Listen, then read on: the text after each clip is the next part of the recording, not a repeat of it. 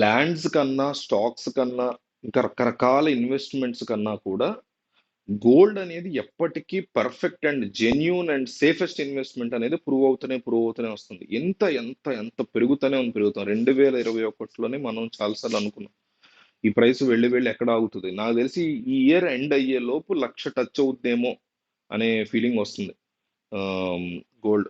So దీన్ని ఏ రకమైనటువంటి factors దీన్ని ఇన్ఫ్లుయెన్స్ చేస్తుంటాయి, అసలు ఎందుకు ఎట్లా ప్రైస్ వేరీ అవుతూ ఉంటుంది, పెరుగుతుంది, సడన్ గా తగ్గుతుంది, కొంచెం తగ్గుతుంది, పెరగడం మాత్రం పీక్స్ లో పెరుగుతూ ఉంటుంది ఏంటనేది మన వీడియోలో మాత్రం ఒక 2000 లైక్స్ అడుగుతుంది. నీకు చాలా హెల్ప్ఫుల్ అవుతుంది. నాకు ఒక 2000 లైక్స్ ఇవ్వండి అండ్ వీడియోని లాస్ట్ దాకా చూడండి, నాకు చాలా హెల్ప్ఫుల్ అవుతుంది. మెయిన్ ఏంటంటే, అంటే రకరకాల ఫ్యాక్టర్స్ లో మెయిన్ ఫ్యాక్టర్ ఏంటంటే ఇన్ఫ్లేషన్. ఒక దేశం యొక్క ద్రవ్యోల్బణం అంటే ప్రైసెస్ అనేవి బాగా పెరిగిపోతున్నప్పుడు నిత్యావసర ధరలు కావచ్చు, పెట్రోల్ కావచ్చు, ట్రాన్స్పోర్ట్ కావచ్చు, ఇవన్నీ బేసిక్ మనం పెట్టి ఖర్చులు, ఎడ్యుకేషన్ కావచ్చు, ఇంటి రెంట్లు, ఇలా అన్ని రేట్లు ఒక దేశంలో పెరిగిపోతూ ఉన్నప్పుడు బేసిక్ గా దీనికంటే ముందు ఒక పాయింట్ చెప్పడం మర్చిపోయి సారీ. బేసిక్ గా ఆ, మనలో 70% మందికి చేతిలో డబ్బు ఉంటుంది.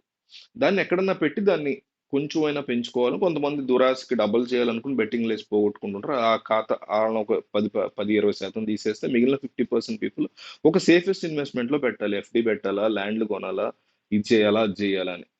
అయితే బంగారం అనే దాని విషయంలో పెట్టడానికి వీళ్ళందరూ ఎక్కువ ఇంట్రెస్ట్ చూపిస్తూ ఉంటారు. మిగతా ఈ 70% ఇస్తే 30% ఉంటారు నాలంటి వాళ్ళు, ఎటువంటి సేవింగ్స్ లేని వాళ్ళు, సేవ్ చేసుకోలేని వాళ్ళు, ఇన్వెస్ట్మెంట్ల గురించి కూడా ఆలోచించలేని బాబు వాళ్ళని పక్కన పెడితే ఈ 50%, 70లో మళ్ళీ ఆ 20 బెట్టింగ్ బ్యాచ్ తీసేస్తే 50% పీపుల్ డబ్బులు తీసుకెళ్ళి ఎక్కడన్నా పెట్టాలి, దాన్ని కొంచెం పెంచుకోవాలి అనేటువంటి యావతో ఉంటారు. వాళ్ళు సడన్ గా ద్రవ్యోల్బణం అంటే రేట్లన్నీ పెరిగిపోతున్నప్పుడు, అమ్మో మళ్ళీ నేను ఇంకెక్కడన్నా పెడితే నాకు డేంజర్ ఏమో, మళ్ళీ ఈ ద్రవ్యోల్బణం వల్ల అది పెరిగి తగ్గితే నాకు ఇబ్బంది అవుద్ది. బంగారం తగ్గినా కొంచెమే కదా తగ్గేది, మళ్ళీ కొన్నాళ్ళు అయితే పెరుగుతుంది కదా, నాకు తిండికి, పడుకోవడానికి, ఉండటానికి, రెంట్లకి, ఈఎంఐలకి డబ్బులు ఉన్నాయి, ఇది నా ఎక్సెస్ అమౌంటే. ఈ 50% మంది ఆలోచన ఇట్లా ఉంటుంది. పెట్టాలి, ఇది సేఫెస్ట్ థింగ్ పెట్టాలి.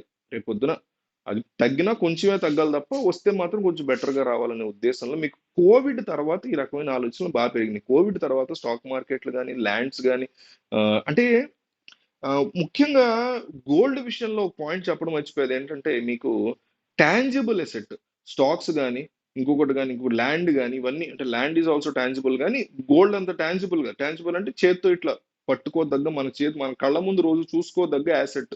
చిన్న పరిమాణంలో బోల్డ్ అంత విలువ ఉండేది. ఇప్పుడు డైమండ్ ఉంది, లేకపోతే బంగారం ఉంది, చిన్న పరిమాణంలో ఉంటది, సైజు దానికి బిగ్గెస్ట్ ఇది వాల్యూ ఉంటుంది. ల్యాండ్ అనుకోండి, దానికి అసలు పెద్ద సైజు, పెద్ద వాల్యూ ఉంటుంది. స్టాక్ అనుకోండి, అది అసలు కళ్ళకు కనపడదు, ఇంటాంజిబుల్ అంటాం, కళ్ళకు కనపడినటువంటి బట్ వాల్యూ ఎక్కువ ఉన్నటువంటిది.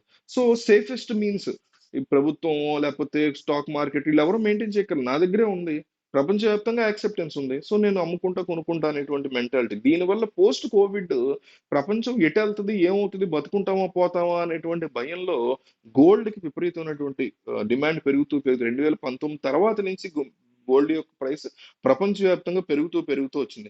అట్లాగే ఇది పెరగడం ప్రతి ఏడాదిలో జూలై తర్వాత మీకు ముహూర్తాలు, పెళ్లి ముహూర్తాలు ఇలాంటివి ఎక్కున్నప్పుడు, cultural seasonal things, cultural events వల్ల వచ్చేటువంటి ముహూర్తాల వల్ల కూడా దాని యొక్క డిమాండ్, ఆబ్వియస్లీ ఏ ప్రోడక్ట్ కైనా డిమాండ్ పెరగగానే దాని యొక్క సప్లై, ఈ సప్లై అనేది ఆబ్వియస్లీ గోల్డ్ కి లిమిటెడ్ కాబట్టి మైన్స్ లోంచి రావాలి కాబట్టి దాని సప్లై తక్కువ ఉంటుంది, దాని ప్రైస్ నెమ్మదిగా పెరుగుతూ ఉంటుంది.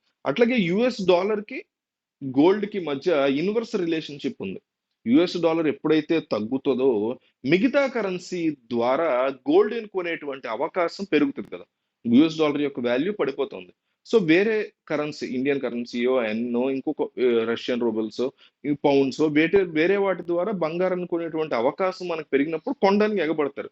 ఎప్పుడైతే ఎగబడ్డారో ఇందాక అనుకున్నాం కదా, కల్చరల్ టైంలో కూడా డిమాండ్ పెరుగుతుంది, సప్లై తక్కువ ఉంది, సో ప్రైస్ పెరుగుతుంది. ఏ ప్రోడక్ట్ కైనా అంతే కదా. అట్లాగా అక్కడ డిమాండ్ పెరుగుతుంది, మళ్ళీ సప్లై లిమిటెడ్ ఉంటుంది, దానివల్ల ప్రైస్ కూడా యుఎస్ డాలర్ ఎప్పుడైతే పడుతుందో అప్పుడు మీకు బంగారం యొక్క ఆ, ఇది పెరుగుతుంది, కొనాలనే యావ పెరుగుతుంది, కొనడానికి ఎగబడతారు, అప్పుడు దాని యొక్క సప్లై లిమిటెడ్ కాబట్టి ప్రైస్ పెరుగుతుంది. అట్లాగే బ్యాంక్స్ ఎప్పుడైనా ఇంట్రెస్ట్ రేట్ ని తగ్గించాయా, అప్పుడు ఇన్వెస్టర్స్ అంటే lower interest can rice gold prices as gold becomes more attractive investment compared to లో yield ఆప్షన్స్.